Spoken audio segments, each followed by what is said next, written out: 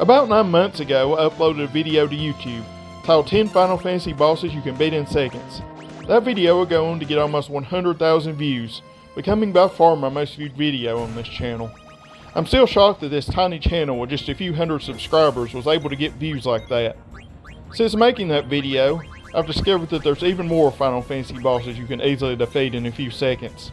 There's actually enough to make an entirely new video about it. I definitely don't expect this video to do anywhere near as well as my first video on this topic, but let's take a look at 10 more bosses you can easily defeat in seconds by using some simple tricks.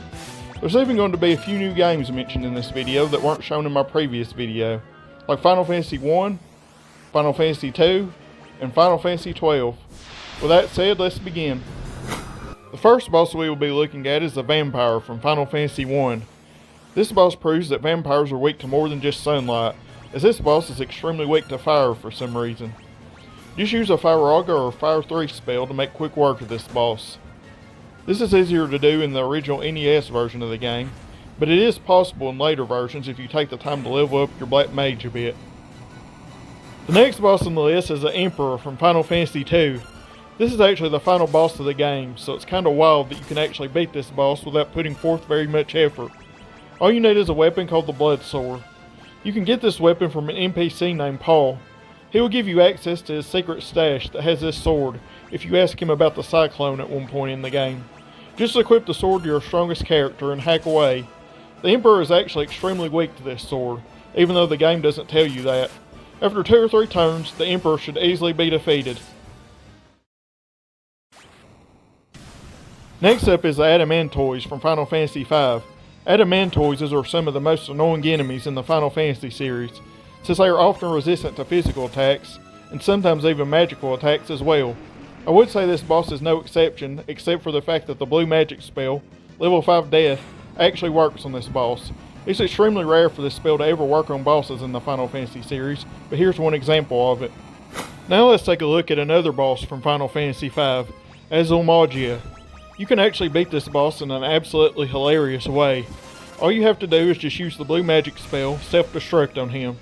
He will learn the spell and then immediately turn around and try to use the spell on one of your party members, taking himself out and immediately ending the fight.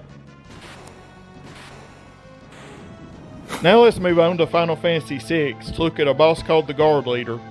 This is a boss you fight very early in the game, but you'll need a little luck and will also need Mog to learn a certain dance option in order for everything to work. Just make sure to attack and defeat one of the enemies walking around the cave using Mog's party, and Mog shall learn the dance option Twilight Requiem at the end of the fight. Then make sure you attack the boss using Mog's party. Just have your other party members take out the Silver Lobos first, and then have Mog use Twilight Requiem. Mog will then likely use one of 2 moves, Cave In or Snare. Hopefully you'll get lucky and he will use Snare, which means instant defeat for the Guard Leader.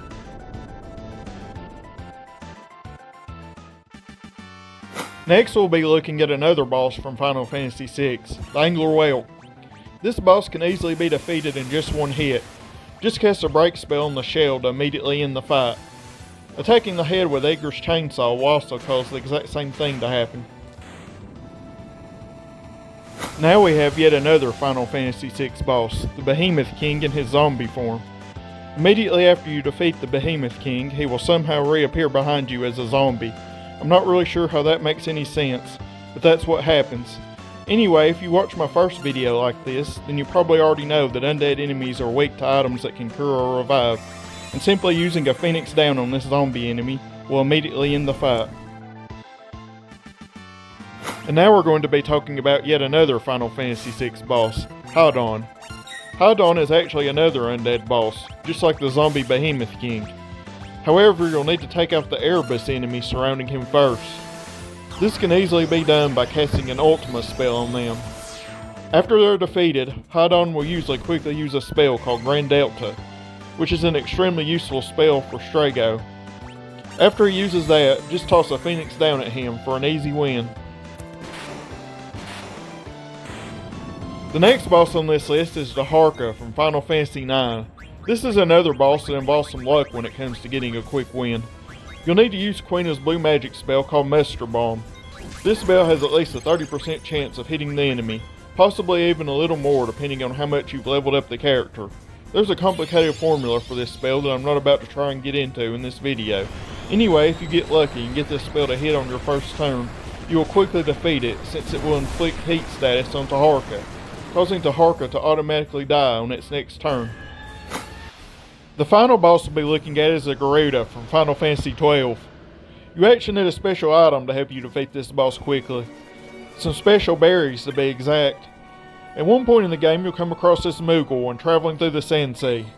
He'll tell you about what the local Sand person he was talking to told him if you ask him about it.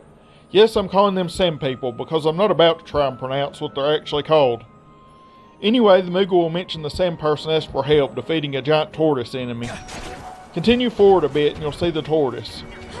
Defeat it and then head back to the Moogle. Go where the Moogle tells you to go and you'll trigger some cutscenes. After that, you'll receive your reward, a flower with some berries on it. Pick the Exir berries and continue on. You'll eventually reach the boss fight with the Garuda. Just use the berries on him to create an incredibly easy fight.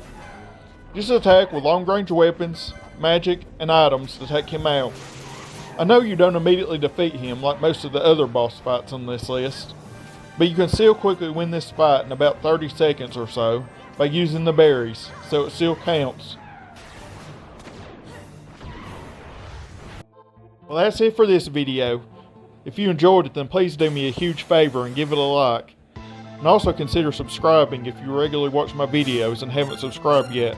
That will help me out a lot too. With that said, I hope to see everyone in the next video.